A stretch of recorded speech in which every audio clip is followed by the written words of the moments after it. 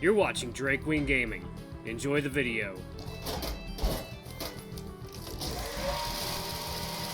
Hey guys and gals, Nary here from Drake Queen Gaming, and something about sort of the Gaming Dragon. Today I'm coming back at you to the Let's Play episode of NeveN. So yeah, before we jump into it, just want to let y'all know that our Patreon is now up for as little as $5. Y'all can help support the channel, get some awesome rewards like permanent access to our community Discord server and full access to upcoming Not Safe for Work videos. Anyway, y'all, let's go ahead and jump right back in. Alarm chain, you are up, and let's go. Alright. Come on, Ellois, there's got to be something you can do. Some way to force him to confess or something. This morning's argument is coming back to my mind. I almost got into a verbal joust with the rat, and I'm wondering if that might be the solution I'm looking for. Sven is arrogant and will never refuse to confront me. If I demand he tell the truth as a reward for my victory, even he will not dare to lie, especially if I request that Melbjorn witness the confrontation. The prince? Where the fuck is the prince? He keeps moving all over the castle with the preparations going on. It's impossible to find him in the same place twice. I need him right now. So I start running up and down the corridors. I don't think anyone has seen a white rabbit in such a hurry in their life. No time to say hello, goodbye, I'm late. And finally, there he is, chatting with Gilan. The latter quickly spots me and he nods in my direction so that the bear can see me too. I have a request, my prince. Melbjorn crosses his arms and looks at me insistently. He too has no time for trivialities, obviously. Be concise. Sven, the weasel, I know him, and he doesn't normally sing this well. I think something is helping him, and the more I talk, the faster I speed up as I see the bear's imperious look. So much so that I get lost in my words and ideas. Finally, he grabs me by the shoulders and speaks in a calm but authoritative voice. Breathe. I'll give you 10 seconds to convince me. Oh God. Oh God, speaking of breathing, Jesus, I got really stopped up there. Weird. I nod briskly before taking a deep breath. Get your thoughts together, Ellois, quickly. I think one of the contestants, Sven, is cheating, and I'd like to help prove it. Oh, if that's true, I can't let that go. You obviously already have a plan, so let's hear it. I'm going to challenge him to a verbal joust. I need you as a witness. A verbal joust? It's a sort of rhyming insult contest, something very old among the Bards. But don't ask me more about it because I don't exactly have the details on the subject. Despite my apparent stress, I managed to wring a chuckle out of the bear, who shakes his head. I must say, I would have liked to know more on another occasion. Gilan, go get this Sven and meet us in the courtyard. His band has to be there too. I think someone is helping him change his voice with a brand when singing. It can only be someone who is constantly following him. Oh, and it would be nice to have a cat come as well. He might be able to help us detect the Whisperer. Alright, both the band and the falcon then. The panther quickly bows before bolting towards the Bard's quarters without further question. The bear, meanwhile, beckons me to follow him with a rather severe look on his face. Thank you for trusting me. Don't be too hasty. I don't have time to listen to your plan in detail, so you better make it work. His accusation is not to be taken lightly. I hope you understand that. I know what I'm risking, and I have no doubt that he's cheating. The hard part is proving it. I'm going to play on his pride. We have a common past, he and I, and he's just dying to crush me in front of the prince himself, so we'll give him that opportunity. Oh, so I'm the bait? The grizzly suddenly gives me an amused look while I can only give him an embarrassed smile with my ears lowered. Fortunately, we soon enter the courtyard, cleared the tables from our little party the night before. This is perfect. Many eyes will be on us from the many windows that surround us. No matter what happens, someone will be humiliated here in the next few minutes, and I plan to make sure it's not me. The trick now is to make sure I manage to defeat Sven. That shouldn't be too complicated, really. After all, I just need to insult him. That shouldn't be too much of a problem for me. I've got some experience with this. The real concern is going to be respecting the form. After all, we're artists. We don't just throw the biggest slurs we know at each other's faces. We put a little subtlety into it. In this case, the rules are pretty simple. We're each going to take turns insulting the other using 2 rhyming lines. The difficulty is keeping the same number of syllables. Water time.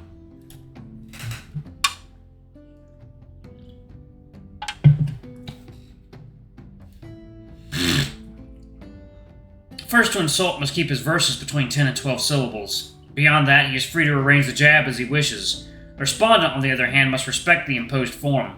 If the former uses 12-syllable verses, the latter must do the same. The one who does not find an appropriate answer makes a mistake in the number of syllables or whose verses do not rhyme then loses the joust. Speaking first thus offers a huge advantage, that of controlling the rhyme, the rhythm of the battle. Responding, however, is a bit easier than having to throw out the first insult, since it is possible to build on what was said. This is one of our oldest traditions, and it's taken really seriously. I don't think Sven would dare to cheat here, or refuse to do what is agreed upon in the event of a loss. If it ever gets out, he'll just be shunned by the rest of our community. Even he wouldn't tempt Tess to that extent, but it also means that whatever he demands of me if I lose, I'll have to do it. I don't have a choice. I have to win. Gilan eventually returns accompanied by Sven, his troop, and a cat. The latter gives me worried looks as he approaches.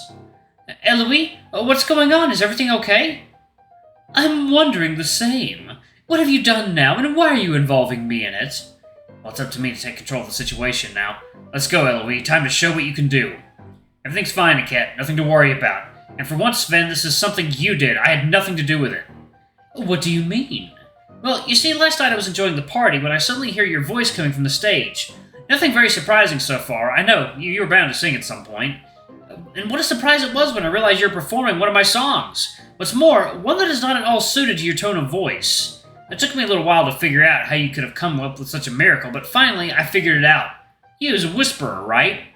There are a few surprised noises from the people present, followed by several seconds of silence. At least I'm confident I've got their attention. Ellois, are you sure that... You're fucking with me, right? Is that really all you could come up with? You're even more pathetic than I thought. You just can't stand that someone is better than you, can you? No, that has to be cheating. It can't be you underestimating me. Or worse, you overestimating your abilities. I know your voice, Sven. I know what I'm talking about. Ellois, please, you can't accuse people like that. I agree with the bird. If you have no proof of what you're saying, you're just wasting our time. Indeed, I don't have any proof, but I don't need it. I'll make you confess right here. I'd love to know how you plan to do that. Easy. Sven, I'm officially challenging you to a verbal joust. If I win, you will confess the truth about your performance yesterday.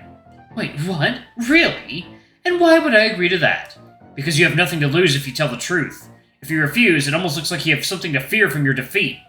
Sven seems to think for a moment, while I can see his band whispering to each other, which reinforces my point. After all, they too have nothing to fear if he is telling the truth. So be it. If that's the way you want to do it, but once I win, I'll make you admit that you're just jealous and able to accept that I'm better than you. I agree with your terms. I won't lose anyway. Then I hear Mjolborn grumbling next to me. Well, in that case, can we speed things up? I have a really busy day. We still need a referee, my prince. Oh, by Ilaria. Hey, I need a bard in the courtyard now! My ears drop to my head as the prince begins to yell, and I am not the only one visibly surprised by the volume of his voice. I guess that's a quicker way to fix the problem than going to get someone. I'd just appreciate it if the next time he'd give notice before yelling in my ear like that. That said, it seems to work. We soon see a deer arrive. He is much smaller than Vakad and looks puzzled as he stares at us. You need me, my prince. Yes, these two want to have a verbal joust. Do you understand what that is? Oh, of course, my prince. Great, you will be their referee. The deer hesitates for a moment before nodding and turning to us. It's like, water time.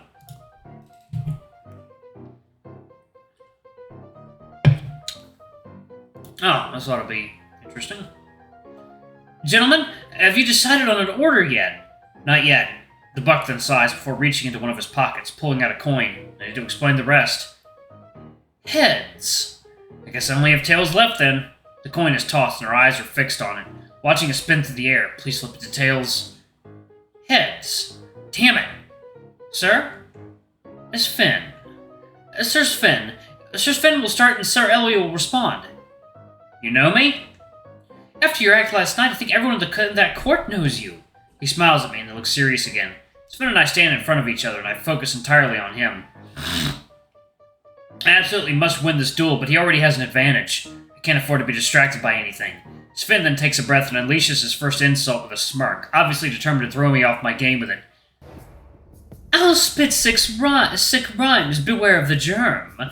While you spit some grime, beware of the sperm. What the fuck? What the fuck? Oh god, it's timed! I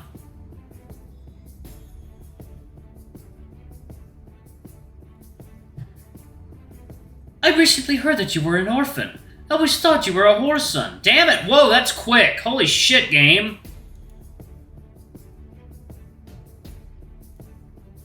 And there's that time you lived in the streets. Oh my god, I don't have time! Game, what are you doing? This is the cost of being a failed singer, being a bitter brat. cost to be a failed singer. After delivering this to Red, the referee shakes his head and gives me a look. No, this is weird. Okay, let's see.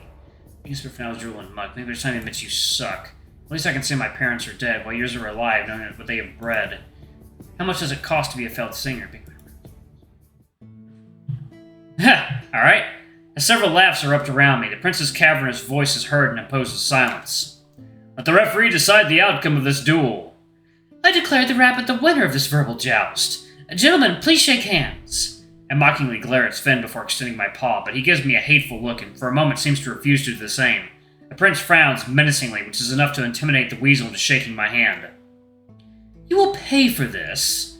Before you threaten me any further, remember that you owe the prince and me the truth. The colorful bard growls and immediately withdraws his paw after shaking mine. He resumes his posture full of pride and arrogance and raises his voice for all to hear. The truth, huh? You really want the truth? Here is the truth.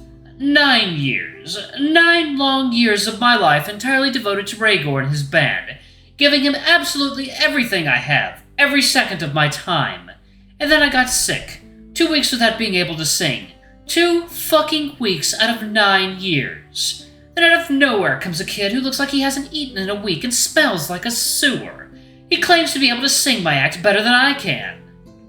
So Rhaegor lets him try for one evening. The show must go on, right? But the worst part of it all, is that the kid is right. I'm good, but by Tessel he's better. Fuck, even then I knew I didn't stand a chance. I saw my time on stage decrease, while his was increasing more and more. That's when I realized that playing by the rules doesn't work. Not for people like me, but not for people who don't have a natural gift. I tried. I really tried. But it wasn't enough. It only took a few weeks for Ellois to take it all from me. So yeah, I cheated. Of course I have a whisperer. It's the only way I can succeed after all. The world isn't fair. Why would I play by the rules? For a second I find myself almost feeling sorry for Sven. And then I remember the constant insults, the name-calling, the mocking, for almost a year. Second now, water time.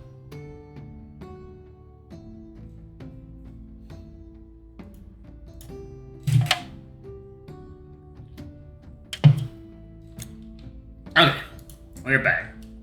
Whatever he went through, whatever he thinks, it doesn't justify his behavior in any way. And it certainly doesn't justify his cheating. Without a word, Maelborn walks towards the weasel, who is gradually losing his confidence with each step the prince takes. Finally, the latter is so close to Sven that the bard's muzzle is only a few centimeters away from the bear's armored torso. He looks at him from his full height. Do you know what is done to those who misuse their tongue in other countries? No, my prince. They hack off the organ by which they have erred, and they nail it to the dominant hand of the accused. We are not barbarians, are we, Bard? The minstrel tries to answer, but only a barely audible squeak comes from his tight throat. Finally, he just shakes his head from left to right as slowly as he can, as if he's afraid the bear will rip his tongue out on the spot. You should be grateful to Ellois and thank him, because he saved you from making the mistake of cheating during the contest. You lose your place as a contestant, but your life expectancy just got a lot longer. And now, out of my sight. We'll find a suitable punishment for disrespecting our rules and for trying to sully the name of another competitor. But until then, I don't want to see you again, and you'd better avoid me. Yes, understood, my prince. Sven hurriedly steps back before bowing to Maelborn. Then he scurries off so quickly that his band remains in the room for a moment, each looking at the other without quite knowing what to do. You will not be punished for your leader's cheating. I suspect that you knew about it, but you were not responsible for his actions. Learn the lesson and go back to your rooms. Alright, I'm going to go ahead and pause it right there. Thank you all so much for watching. Don't forget to like, comment, subscribe, ring that notification bell, and check out our Patreon if you can. It always helps. But until that, let me go ahead and thank our lovely bronze tier patrons. Thank you all so much for your support. It definitely makes a difference. It makes our lives a little bit easier. Thank you to our silver tier patron, Cade Silvermoon. Your increased support is much appreciated. And for our gold tier patron, Amer, or Amer. I think I'm always getting that wrong. I'm not sure. Please correct me in the comments if you can, if you're watching this, Amer. But yes, thank you all so much for your support. It definitely helps, and it definitely helps expand the channel and improve our capabilities and such, as, you know, as shown by the awesome outro that Elle worked on.